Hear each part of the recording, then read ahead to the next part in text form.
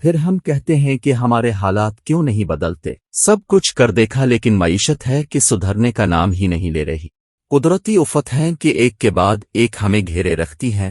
اس بار جو سیلاب آیا ہے اس نے تو تباہی کے نئے ریکارڈ قائم کر دیے ہیں۔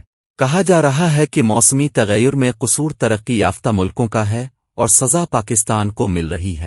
دنیاوی لحاظ سے جو ممکن ہے وہ سب کچھ کرنے کی کوشش ہو رہی ہے، لیکن افسوس کہ وہ کچھ کرنے میں کوئی دلچسپی دکھائی نہیں دے رہی جس کا حکم ہمیں ہمارا دین نتے دیتا۔ موسم کی تبدیلی کی وجوہات پر ضرور غور کریں اور جو عوامل خرابیاں پیدا کرنے کا سبب بن رہے ہیں انہیں بھی درست کرنے کی لازمی کوشش کریں، لیکن اس کے ساتھ ساتھ دینی تعلیمات کے مطابق ہمیں بحیثیت قوم اپنے انفرادی اور اجتماعی اعمال کو بھی ضرور دیکھنا چاہیے کہ کہاں کہاں کیسی کیسی خرابیاں ہیں اور ان کو کیسے درست کیا جائے۔ اچھی بات ہے کہ حکومتی سطح پر سیلاب اور اس کے متاثرین کے حوالے سے بڑی سوچ بچار ہو رہی ہے۔ میٹنگز پر میٹنگز جاری ہیں، تو کوئی ایک ایسی میٹنگ بھی بلا لے جس میں ذرا اس بات پر غور کر لیا جائے کہ ہم کہاں کہاں اور کیسے کیسے اپنے خالق و مالک کو ناراض کر رہے ہیں۔ آخر ایسا کیا ہے کہ بحیثیت قوم ہم میں اور ہمارے معاشرہ میں ایسی خرابیاں پیدا ہو چکی ہیں کہ ہمیں اخلاقی اور سماجی طور پر بدترین تنزلی کا سامنا۔ جب کوئی آفت آئے تو متاثرین کی مدد کریں، آئندہ کے لیے ایسی تباہی سے بچنے کی تدبیر بھی کریں۔ ایسے تمام عوامل جو بظاہر سیلاب کا سبب بنتے ہیں اور تباہی کو بڑھاتے ہیں ان کا ہر ممکن حد تک ادراک بھی کریں۔ ڈیم بنائیں، لوگوں کو پکے گھر بنا کر دیں، دنیا کو بھی ضرور باور کروائیں کہ موسمی تبدیلی کا سبب تو دنیا کے بڑے بڑے ممالک ہیں پر اس کا شکار پاکستان ہو رہا ہے۔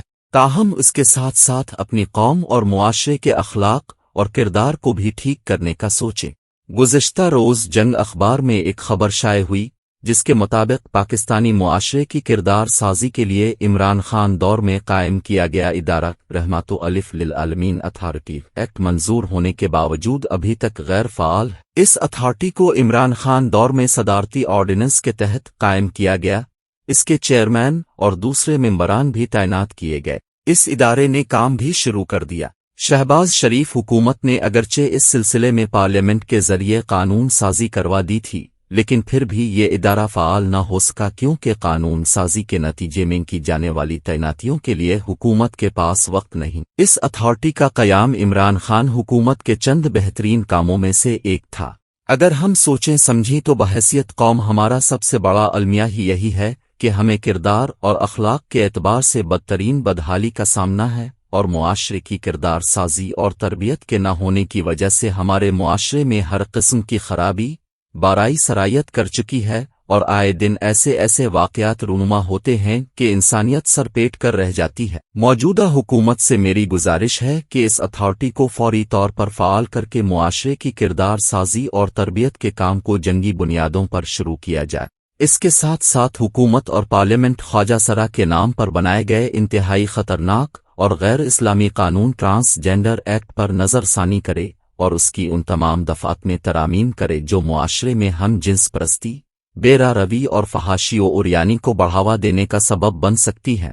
ایک اور معاملہ جو ہماری تباہی کا سبب بن رہا ہے، بدقسمتی سے حکومت اس کی درستی میں کوئی دلچسپی نہیں لے رہی، وہ معاملہ وفاقی شرعی عدالت کے حکم کے مطابق سود کے خاتمہ کا ہے۔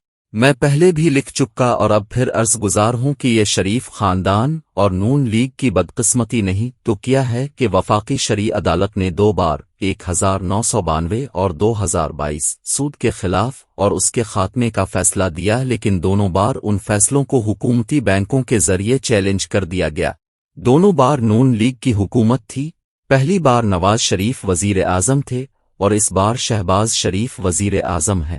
نواز شریف، شہباز شریف، مفتہ اسماعیل، اسحاق ڈار، احسن اقبال اور دوسرے بڑے بڑے نون لیگی رہنماؤں کو سود کے خاتمے کے معاملہ پر علماء کرام سمیت بہت سو نے وارننگ دی، لیکن اس کے باوجود اسٹیٹ بینک کے ذریعے شرعی عدالت کے فیصلے کو سپریم کورٹ میں چیلنج کر دیا گیا۔